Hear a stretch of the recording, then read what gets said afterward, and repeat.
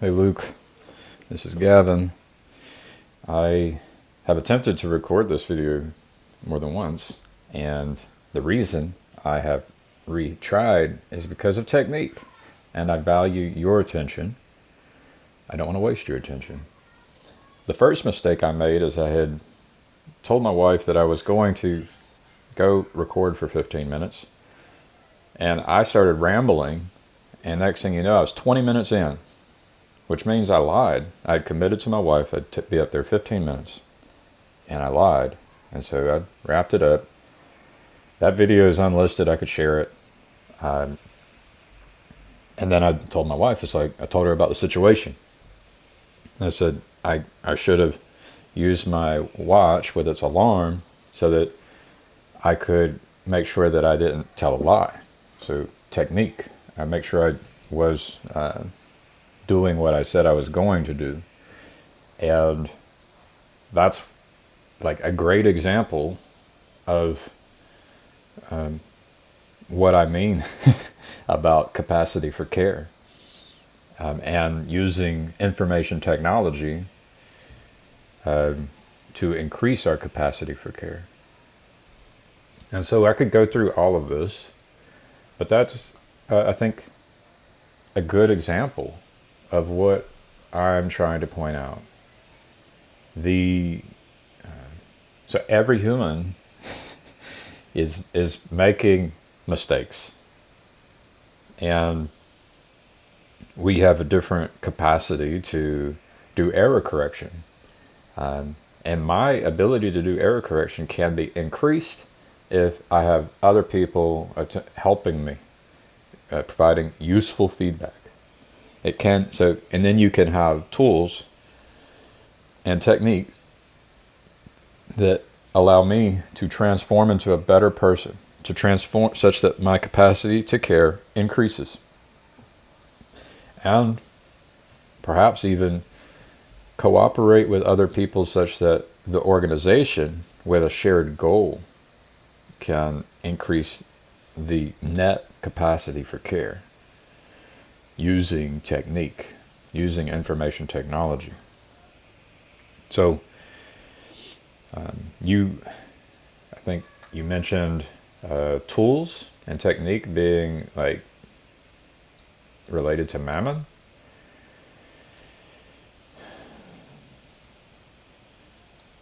A sub-tool of power, right?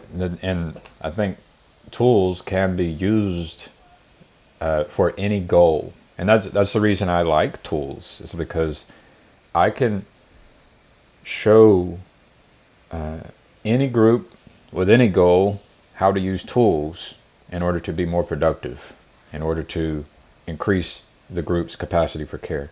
And I can do that whether it's your group who share the same goal, or if it's your enemy's group where there's conflicting goals and a conflict of interest. So I would just, the question is are you going to, does the tool corrupt you? And like that's what you're suggesting, that the tool itself will corrupt, that it somehow you cannot be used or touched.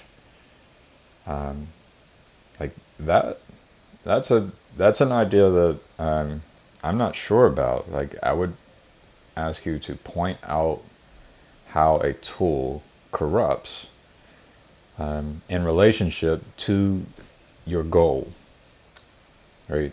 And just for reference, my goal is helping create the kingdom of heaven on earth, right? And my beliefs are that Jesus wasn't like raised from the dead because of just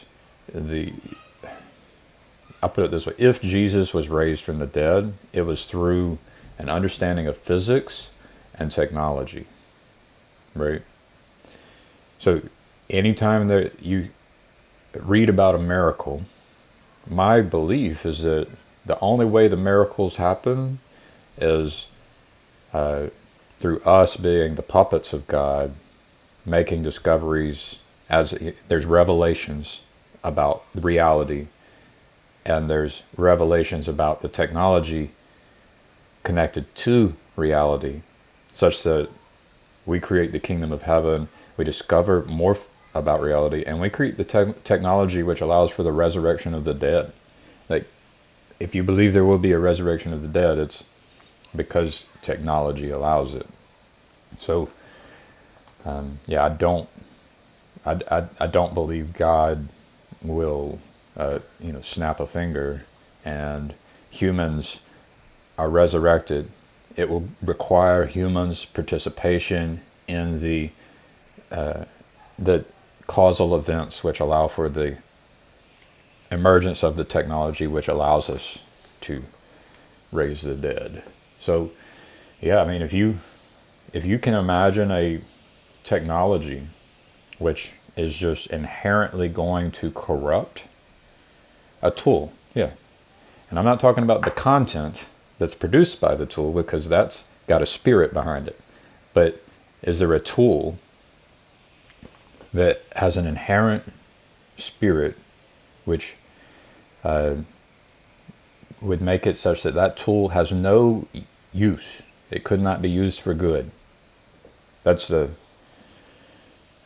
what it sounds like, is that you believe there are tools that just cannot be used for good. And perhaps you don't own a gun, right? Is that you don't own a gun, right? And maybe you don't think we should have nuclear weapons. Like, what are these tools that you think just should not exist because they can only serve Mammon, your enemy, those who worship and have a conflict of interest with you, or you're essentially your enemies in my vernacular. So that's what I'm curious about. All right. Thank you for your time and attention.